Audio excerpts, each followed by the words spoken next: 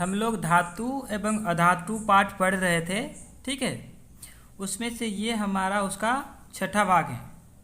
इससे पहले हमने 5 भागों में बहुत सारी चीज़ें सीखी हुई हैं। अगर आप पहली बार इस वीडियो को देख रहे हैं तो आप इस चैप्टर के शुरू के जो वीडियो हैं आप उनको भी देख लें तो आपको ज़्यादा अच्छे से समझ में आएगा, ठीक है। आज हम लोग सीखेंगे धातुएं एवं अधातुएं कैसे अभिक्रिया करती हैं, ठीक है। तो जो मैंने नोट्स बनाए हैं पहले आप इसको देखेंगे, ठीक है।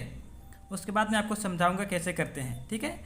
तत्वों की अभिक्रियाशीलता तत्वों के संयोजकता कोष को पूर्ण करने की प्रवृत्ति के कारण होता है, ठीक है। तो हमको पता है सभी तत्व क्या करते हैं, अभिक्रियाशील होते हैं, एक दूसरे से अभिक्रिया करते हैं, ठीक है। तो तत्वों का जो ये गुण है अभिक्रियाशीलता, ये क्यों होता है? वो इसलिए होता है क्योंकि वो जो संयोजकता कोष है, जो बाहरी कक्षा है उनका संयोजकता कोष है, उसको पूर्ण करने के लिए, उसको भरने के लिए उनका जो प्रवृत्ति रहता है उसके कारण होता है, ठीक है। आप लोग इलेक्ट्रॉनिक विन्यास जानते होंगे और अगर नहीं जानते हैं तो आप मुझे कमेंट करना, मैं आपको वो अच्छे से सिखा दूंगा, ठीक है।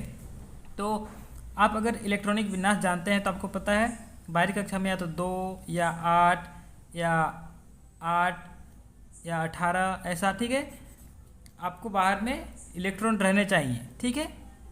तो अगर किसी का कम है तो उसको भरने के लिए, उसको पूरा करने के लिए वो क्या करते हैं, दूसरे से या तो इलेक्ट्रॉन लेते हैं या दूसरे को इलेक्ट्रॉन देते हैं। तो ये जो प्रकृति है, ये जो प्रवृत्ति है इनका, इसी के कारण क्या होता है, तत्वों में अभिक्रियाशीलता होता है। अगला पॉइंट देखते हैं। उत्कृष्ट गैसों की अभिक्रियाएं बहुत कम होती है क्योंकि इनकी संयोजकता कोष पूर्ण होता है। उत्कृष्ट गैस जैसे हीलियम हो गया, ठीक है, नियोन हो गया, तो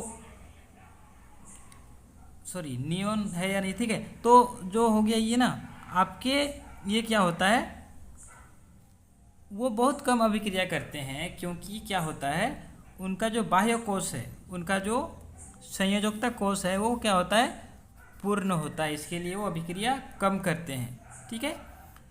संयोजकता कोष को पूर्ण करने के लिए धातुएं इलेक्ट्रॉन का त्याग करते हैं तथा अधातुएं इलेक्ट्रॉन का ग्रहण करते हैं। याद रहेगा, धातु क्या करता है, इलेक्ट्रॉन त्याग करता है, मतलब इलेक्ट्रॉन देता है, और अधातुएं क्या करती हैं, इलेक्ट्रॉन लेती हैं, ठीक है। क्या करने के लिए, उनका जो संयोजकता कोष है उसको पूरा करने के लिए। जो तत्व इलेक्ट्रॉन का त्याग करता है वह धनायन आवेश प्राप्त करता है तथा जो तत्व इलेक्ट्रॉन का ग्रहण करता है वो ऋणायन आवेश प्राप्त करता है, ठीक है। अगर कोई तत्व इलेक्ट्रॉन दे रहा है तो वो क्या करेगा, धनात्मक आवेश प्राप्त करेगा, उसको धनात्मक आवेश मिलेगा। और जो तत्व इलेक्ट्रॉन ले रहा है, ग्रहण कर रहा है, उसको क्या होगा, ऋणात्मक आवेश प्राप्त होगा। इसको हम लोग उदाहरण से समझते हैं, ठीक है। उदाहरण में देखिए, सोडियम क्लोराइड का निर्माण। आप सोडियम का अगर इलेक्ट्रॉनिक विन्यास करेंगे तो क्या होगा, 2 8 1, क्योंकि इसका जो आपका परमाणु संख्या है वो क्या है, 11 है, तो 2 8 1। अब इसका बाह्य कक्षा में कितना है, 1 इलेक्ट्रॉन है। बाह्य कक्षा में 8 रहेगा तो सही है, लेकिन ये 1 है, तो ये क्या करेगा, 1 ये देना चाहेगा, तो सोडियम 1 इलेक्ट्रॉन दे देगा, तो ये 1 प्लस हो गया, ठीक है। अभी सोडियम क्लोराइड है, यहाँ पे क्लोरीन को देखते हैं। क्लोरीन का अगर आप इलेक्ट्रॉनिक विन्यास करेंगे तो 2 8 7 होगा। अभी यहाँ पे ये 8 करना चाहेगा तो ये क्या करेगा, 1 लेगा, तो क्लोरीन क्या करेगा, 1 इलेक्ट्रॉन लेगा, ठीक है। तो अब ये जैसे 1 इलेक्ट्रॉन ले लेगा तो क्या हो जाएगा, ये 2 8 8 हो जाएगा, क्योंकि यहाँ पे 7 था, 1 इलेक्ट्रॉन लेने से 8 हो जाएगा, तो ये 1 माइनस रहेगा। जबकि ये इलेक्ट्रॉन 1 दे देगा तो कितना बनेगा, ये 2 और 8 बनेगा, ठीक है। 2 और 8 बनेगा और 1 प्लस हो जाएगा। प्लस क्यों होगा, क्योंकि इसने क्या किया है, यहाँ पे हमने देखा था त्याग किया है, 1 दे दिया है, त्याग किया तो प्लस हो गया, इसने ग्रहण किया तो माइनस हो गया। अब यहाँ पे देखते हैं आगे। अभी जो Na के साथ 1 प्लस था, ठीक है, जो त्याग करने वाला है, और क्लोरीन के पास बाहर में कितने हैं, 1 2 3 4 5 6 7 हैं, ठीक है। तो ये जो यहाँ से एक त्याग करेगा वो क्लोरीन का बाहर में यहाँ पे आ जाएगा, ठीक है। तो अब ये भी 8 हो जाएंगे। यहाँ पे देखते हैं, जैसे Na प्लस था और क्लोरीन का यहाँ पे 1 2 3 4 5 6 7 है, और ये जो 1 था यहाँ से जो आया वो यहाँ पे आ गया, ठीक है। तो इस प्रकार से Na और Cl एक दूसरे से जुड़ जाते हैं और NaCl यानी कि सोडियम क्लोराइड का निर्माण होता है। अगला देखते हैं, मैग्नीशियम क्लोराइड का निर्माण। तो मैग्नीशियम का अगर आप इलेक्ट्रॉनिक विन्यास करेंगे तो वो 2 8 2, यानी कि इसका बाहरी कक्षा में कितना है, 2 है। तो इसकी बाहरी कक्षा में 8 होना चाहिए, तो ये 2 क्या करेगा, त्याग करेगा। तो मैग्नीशियम 2 इलेक्ट्रॉन का त्याग कर रहा है, तो इसको 2 प्लस मिलेंगे। इसने 1 इलेक्ट्रॉन का त्याग किया था तो 1 प्लस मिला था, इसने 2 का किया तो इसको 2 प्लस मिलेंगे। अब इसने 2 का कर दिया तो ये 2 इसने क्या किया, दूसरे को दे दिया, तो अभी इसके पास कितना बचे, 2 और 8 बचे। ठीक है, अभी क्लोरीन को देखते हैं। क्लोरीन 2 8 7 जैसे पहले हमने देखा तो 2 8 7 है, ये क्या करेगा, 1 अपने पास लेगा, तो इसके पास 2 8 8 हो जाएंगे। ठीक है, अभी यहाँ देखिए मैग्नीशियम क्या है, इसके पास 2 इलेक्ट्रॉन है जो देने के लिए तैयार है ये। ठीक है, तो अभी एक क्लोरीन का इलेक्ट्रॉन, मतलब एक क्लोरीन का जो तत्व है वो एक ही इलेक्ट्रॉन ले सकता है। तो एक परमाणु एक इलेक्ट्रॉन लेगा, दूसरी परमाणु क्या करेगा, दूसरा इलेक्ट्रॉन लेगा। तो यहाँ पे क्लोरीन 2 आएंगे, एक इसके पास जाएगा, दूसरा वाला इसके पास जाएगा। ठीक है, अभी अभिक्रिया के बाद क्या बनेगा, मैग्नीशियम 2 प्लस था। ठीक है, अभी क्लोरीन क्या हो गया, 2 है तो उसको बाहर में 2 लिख दिए, तो 2 क्योंकि 2 दिखाएंगे नहीं हम लोग एक साथ, तो मैग्नीशियम डबल प्लस है, 2 प्लस है, और क्लोरीन रहेगा जिसमें 7 उसके पहले से थे, 1 2 3 4 5 6 7, और 1 उसने किससे लिया, मैग्नीशियम से लिया, ये नेगेटिव है। ठीक है, क्योंकि इसने इलेक्ट्रॉन लिया है, ये पॉजिटिव है क्योंकि इसने इलेक्ट्रॉन दिया है। यहाँ पे बाहर पे 2 रहेगा क्योंकि क्या है, 2 क्लोरीन है यहाँ पे। तो इस प्रकार से यहाँ पे जैसे आपने देखा, ये सोडियम क्लोराइड का निर्माण इस प्रकार से होता है और मैग्नीशियम क्लोराइड का निर्माण इस प्रकार से होता है। ठीक है, अब अगला देखते हैं। अगला क्या है, धातु से अधातु में इलेक्ट्रॉन के स्थानांतरण से बने यौगिकों को आयनिक यौगिक या वैद्युत संयोजक यौगिक कहा जाता है। अभी हमने क्या देखा कि जो धातु है वो इलेक्ट्रॉन दे रहा था और जो अधातु है वो इलेक्ट्रॉन ले रहा था, यानी कि वहाँ पे स्थानांतरण हो रहा था, एक दूसरे में आदान प्रदान हो रहा था और उससे क्या हो रहा था, एक यौगिक बन रहा था। तो इस प्रकार का यौगिक जो इलेक्ट्रॉन का, मतलब धातु से इलेक्ट्रॉन अधातु में जाके जो यौगिक बनते हैं उसको या तो आयनिक यौगिक बोलते हैं या वैद्युत संयोजक यौगिक बोलते हैं।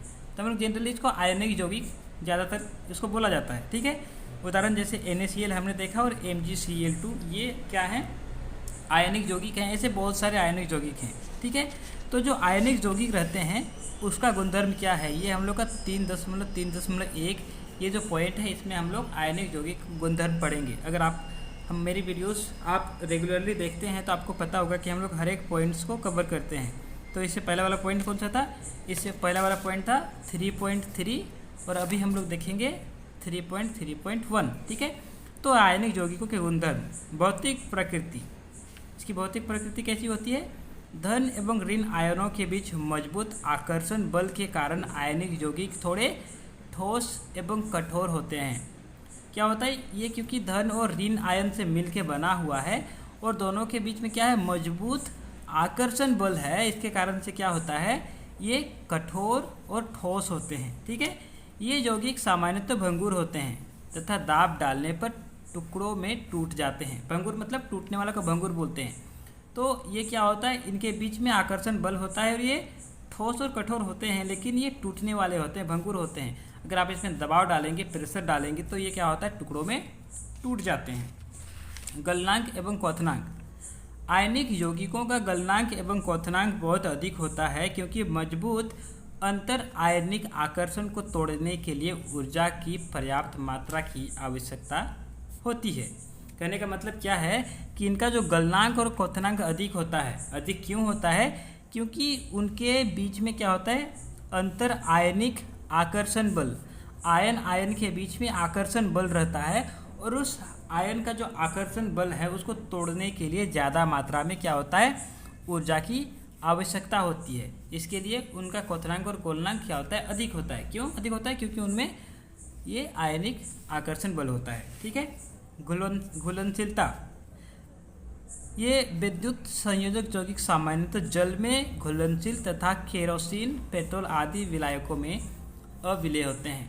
तो ये जो हम लोग के जितने भी आपके आयनिक यौगिक होंगे वो पानी में घुल जाएंगे, ये जल में घुलनशील होंगे, लेकिन केरोसिन, ठीक है, या पेट्रोल, इस प्रकार के यौगिक में ये नहीं घुलते हैं। इस प्रकार के विलायकों में ये नहीं घुलते हैं। ठीक है। और लास्ट पॉइंट क्या है, विद्युत चालकता। आयनिक यौगिकों का जलीय विलयन तथा गलित अवस्था में विद्युत का चालन करते हैं, लेकिन ठोस अवस्था में विद्युत का चालन नहीं करते हैं, ठीक है। तो कोई भी अगर आयनिक यौगिक है उसको अगर आप पानी में मिला देंगे, उसको जलीय विलयन कर देंगे, तब वो विद्युत का चालन करेगा। या फिर आप उसको अगर गला देंगे, ठीक है, गला देंगे तब भी वो विद्युत का चालन करेगा, लेकिन जब वो ठोस अवस्था में रहेगा तो वो विद्युत का चालन नहीं करता है। इसको थोड़ा समझते हैं, ठीक है। तो हमने पिछले वीडियोस में, पिछला चैप्टर में भी हमने देखा था कि अगर कोई भी जलीय विलयन है, कोई भी जल है और अगर इससे अगर आप विद्युत का चालन करना चाहते हैं तो इसके अंदर में क्या होना चाहिए, इसके अंदर में हम लोग को चार्ज होना चाहिए, ठीक है। इसमें क्या होना चाहिए, चार्ज होना चाहिए, ठीक है। अभी क्या होता है, आयन होने चाहिए, कहने का मतलब इसमें आयन होने चाहिए। आयन रहेगा तो इसमें विद्युत का चालन होगा। अभी जब हम लोग इसको जल में मिलाते हैं तो ये आयनिक यौगिक है, जब जल में मिल जाते हैं तो ये आयन में टूट जाते हैं, ठीक है। जल में मिलने से आयन में टूट गए, और जब आयन रहेगा तो विद्युत का चालन होगा, ठीक है। लेकिन जब ये ठोस अवस्था में रहते हैं, जब एक ठोस अवस्था में रहते हैं तो क्या होता है, ये आयन में नहीं टूटते हैं, और आयन में नहीं टूटने के कारण में क्या होता है, ये विद्युत का चालन नहीं करते हैं, ठीक है। तो ये थी, इसके बाद की जो चीज़ें हैं हम लोग अगले वीडियोस में देखेंगे, ठीक है। तो अगर ये आपको मैं जो पढ़ा रहा हूँ अगर आपको समझ में आ रहा है, अच्छे लग रहा है, तो आप क्या करिए, अपने दोस्तों के साथ भी शेयर करिए, ठीक है। और हमारे चैनल को सब्सक्राइब कर लीजिए। धन्यवाद।